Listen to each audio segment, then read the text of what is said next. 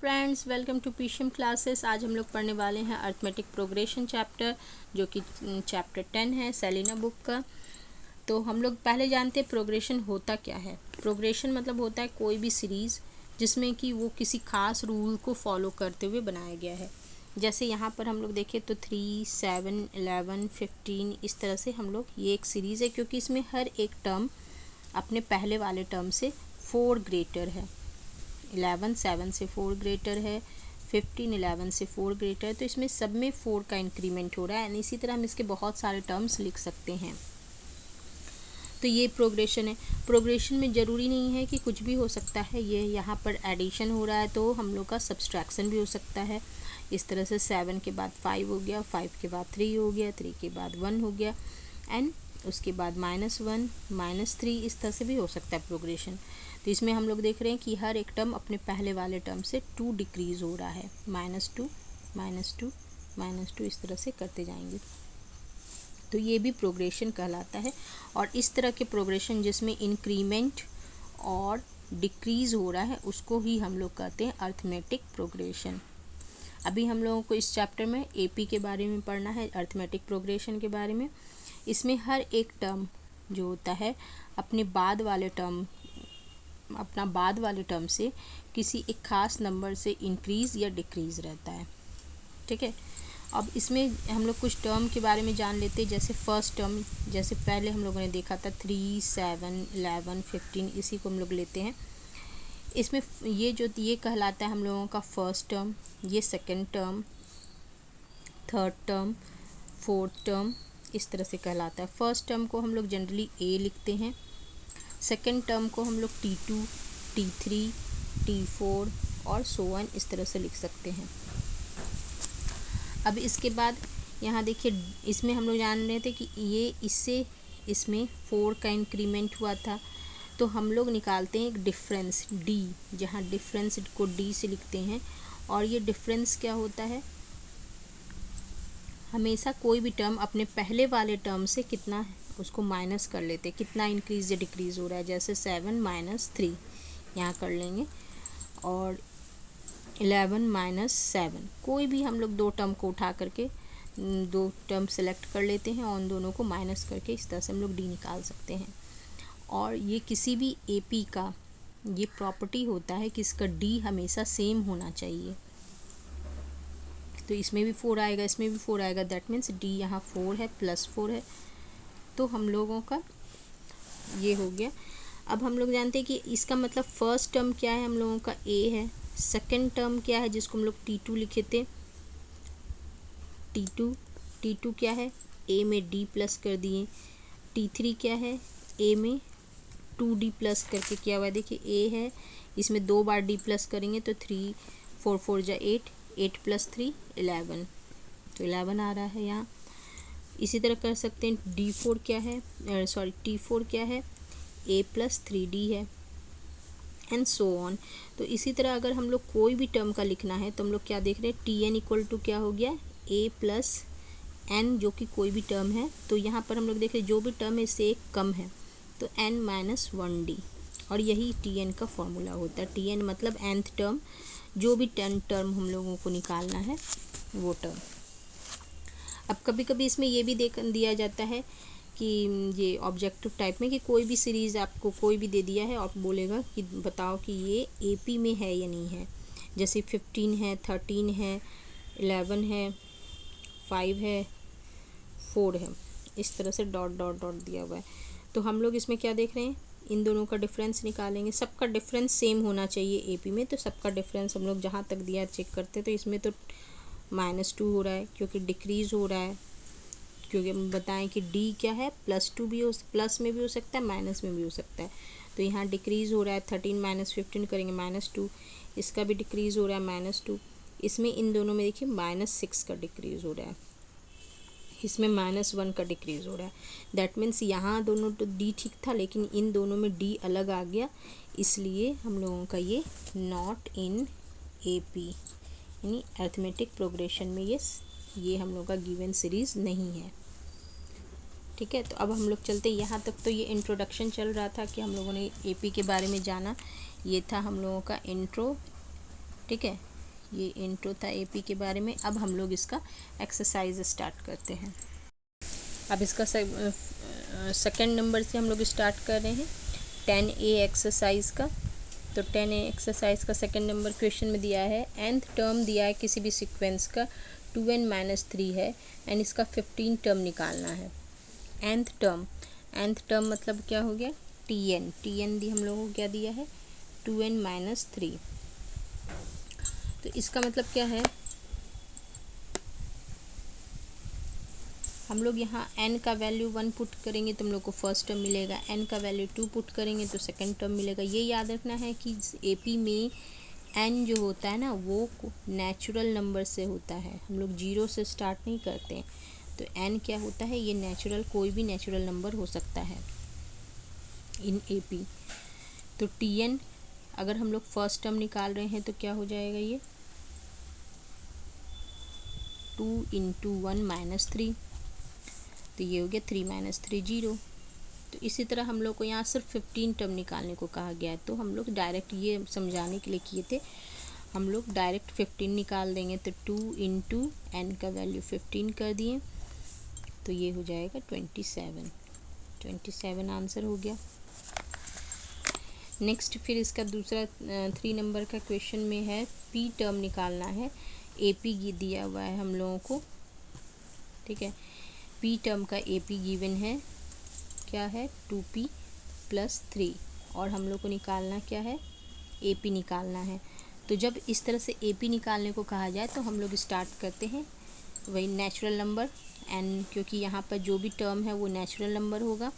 तो सबसे पहले व्हेन p = 1 करते हैं, p = 1 होगा तो वैल्यू क्या आएगा, t1 = या a भी लिख सकते हैं, t1 को हम लोग a लिखते हैं, a ही लिखते हैं।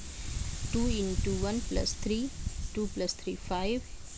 अब दूसरा हम लोग t2 लिखते हैं, तो 2 × 2 + 3, यहाँ n का वैल्यू 1 और 2 हम लोगों ने पुट किया है, n नहीं यहाँ p है, p का वैल्यू 1 और 2 पुट किए हैं तो ये हो गया 7। t3 निकालेंगे तो 2 × 3 + 3 that means 9 and so on. इसी तरह हम लोग को ज़्यादा नहीं 3-4 निकाल करके छोड़ देना है। तो ये हम लोगों का एपी हो गया। यहाँ और निकालेंगे तो 11 आएगा एंड सो ऑन करके ये आंसर लिख देंगे। तो ये हम लोगों का एपी हो गया। अब इसके बाद है हम लोगों को 4 नंबर में दिया है 24 टर्म निकालना है सीक्वेंस का। 12 है, 10 है, 8 है, 6 है, ये एपी गिवन है और 24 टर्म। तो अब हम लोग फार्मूला अप्लाई कर देंगे। हम लोग क्या पढ़े थे फार्मूला, tn का क्या बताए थे, a + n-1 d। a क्या है यहाँ, a इनिशियल फर्स्ट टर्म जो होता है ये है a हम लोगों का, ये a हो गया। और d क्या है, तो हम लोग पहले लिख लेते हैं, a है 12, d कैसे निकालेंगे, तो ये बाद वाले टर्म को पहले वाले टर्म से माइनस करके, तो 10 - 2 fine, second term minus first term तो -2। यहाँ d नेगेटिव में आएगा तो t हम लोगों को निकालना है 24 लिख देंगे। 24 टर्म निकालना है तो a का वैल्यू हम लोग 12 पुट कर दिए, n का वैल्यू क्योंकि 24 टर्म निकालना है तो n 24 हो गया और d का वैल्यू हो गया -2। ये हो गया 12 + 23 × -2, 23 2 जा हो जाता है 46 में 12 माइनस हो जाएगा तो क्या हो जाएगा, 12 - 46 34 -34, ये हम लोगों का आंसर होगा। अब इसके बाद का क्वेश्चन है 5 नंबर का क्वेश्चन, जिसमें हम लोग को 30 टर्म निकालना है। 5 नंबर का क्वेश्चन है टू फाइंड t30 हम लोग को फाइंड करना है और एपी हम लोगों को गिवन है। इस तरह से एपी गिवन है तो इसमें सबसे पहले t30 के लिए हम लोग को a और d चाहिए, तो a निकाल लेते हैं। a क्या है, a हम लोगों का है 1/2 फर्स्ट टर्म। d निकालने के लिए क्या करेंगे, 1 - 1/2 करेंगे तो ये 1/2 ही आएगा। और t30 का फॉर्मूला लिख देते हैं, a + n का वैल्यू 30 -1, d का वैल्यू 1/2, a का वैल्यू 1/2 पुट कर दिए प्लस ये क्या हो जाएगा 29, 29/2, इन दोनों को प्लस कर देंगे 30/2, दैट मीन्स 15 आंसर हो जाएगा। अब हम लोग 6 नंबर में आते हैं। 6 नंबर में क्या है, 100 टर्म निकालना है और जो हम लोग का एपी जो है रूट के टर्म में दिया हुआ है। रूट जब भी हो तो हम लोग रूट को इस तरह से अलजेब्रा में एक्स जैसे लिखते हैं, इसको उसी तरह हम लोग ट्रीट करेंगे प्लस माइनस करने में। यहाँ पर हम लोगों को क्या करना है, 100 टर्म निकालना है, टी 100, तो टी 100 इक्वल टू क्या हो जाएगा, a plus 100 minus 1d and t n equal to 1n-1 के फॉर्मूला पे पुट कर दिए। ए क्या है, √3 है, डी क्या है 2√3 माइनस √3। अब यहाँ माइनस करना है तो जस्ट इसको x मान के समझिए, √3x है, 2x माइनस x करते तो क्या आता है x, तो यहाँ √3 आ गया, ये हो गया 2x, ये हो गया x, 2x माइनस x। तो हम लोग फॉर्मूला पुट कर देंगे। a क्या है √3, a का वैल्यू √3 लिखें, ये 99 आया, d का वैल्यू √3 आया। अब 99 √3 में 1 √3 और प्लस कर देंगे तो क्या हो जाएगा 100 √3, क्योंकि ये 1 √3 है, वही अलजेब्रा वाला फॉर्मूला 99x + 1x = 100x। तो ये हम लोगों का टी 100 निकल गया। नेक्स्ट अब हम लोगों को 7 नंबर में बनाना है। 7 नंबर में दिया है हम लोग को 50 टर्म T50 निकालना है। T50 वॉट है एंड हम लोग को सीरीज़ क्या दिया है 1/n, n + 1/n, 2n + 1/n and so on. a हो गया 1/n, d क्या हो जाएगा इसका माइनस इसका n + 1/n माइनस 1/n, इन दोनों का एलसीएम n आएगा तो n + 1 - n, plus minus cancel हो गया तो n/n बचा, कैंसिल हो गया 1, तो d का वैल्यू 1 आ गया। अब इसका T50 इक्वल टू क्या होगा a + n-1d, a का वैल्यू क्या है 1/n प्लस n-1 क्या हो जाएगा, n का वैल्यू 1 है -1 और d का वैल्यू 1 आया था, तो हो गया 1/n प्लस n-1।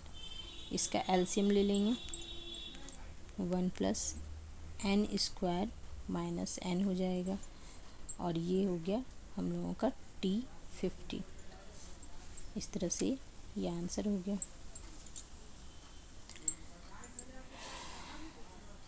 अब चलते नेक्स्ट नंबर क्वेश्चन। एपी ख़त्म होने के बाद हम लोग सिमिलैरिटी स्टार्ट करने वाले हैं। अगर आप लोगों को सिमिलैरिटी का वीडियो चाहिए तो बेल आइकॉन को प्रेस करके नोटिफिकेशन ताकि आपको मिल सके, तो बेल आइकॉन को ज़रूर प्रेस करिएगा और अगर अभी तक सब्सक्राइब नहीं किए हैं तो सब्सक्राइब कर दीजिएगा। नेक्स्ट क्वेश्चन है इस तरह से, क्या 402 हम लोग को जो दिया हुआ है सीरीज़, बोल रहा है क्या 402 इसका टर्म है इस सीक्वेंस का, 8 है, 13 है, 18 है, 23 है एंड सो ऑन है। अब हम लोगों को अगर पता करना है कि ये इसका है या नहीं है ये टर्म, तो इसके लिए हम लोगों को n निकालना होगा कि ये इसके लिए n का वैल्यू मान लेते हैं कि ठीक है चलो है, मान लेते हैं tn टर्म 402 है, कोई टर्म में 402 आ गया। अब वो कौन सा टर्म है ये हम लोग पता कर लेते हैं। तो n हम लोग को फाइंड करना है, फॉर्मूला है a + n-1d, ठीक है। और इसके बाद tn का वैल्यू क्या है 402 है, a क्या है फर्स्ट मेंबर a होता है, a है 8, n है, n तो हम लोग को फाइंड करना है, d क्या है 13 - 8, डिफरेंस ये होता है इन दोनों के बीच का डिफरेंस, 13 - 8 5 हो गया, ये इधर आ गया 402 - 8 n-1/5, ये चाहे तो हम लोग 5 से इसको डिवाइड कर देते हैं, दोनों का माइनस कितना आ जाएगा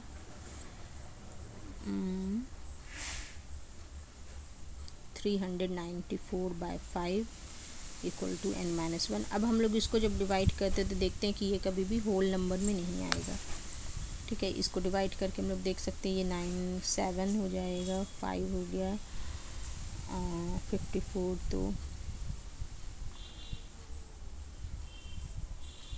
44 8.5 n-1 तो n का वैल्यू क्या हो जाएगा 79.5। अब n का वैल्यू कभी भी पॉइंट में नहीं हो सकता क्योंकि हम लोग पढ़ चुके हैं n क्या होता है, नेचुरल नंबर होता है और कोई भी टर्म कभी भी पॉइंट में नहीं हो सकता, होल नंबर में होना चाहिए।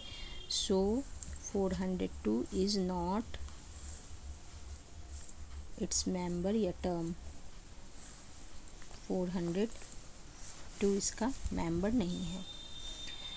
तो यहाँ तक हम लोगों ने 8 नंबर तक सॉल्व कर लिया। इसके आगे का हम लोग नेक्स्ट वीडियो में देखेंगे। और अगर वीडियो पसंद आया है तो दोस्तों के साथ शेयर ज़रूर कीजिए और अभी तक सब्सक्राइब नहीं किए तो सब्सक्राइब कर दीजिए। Till then bye.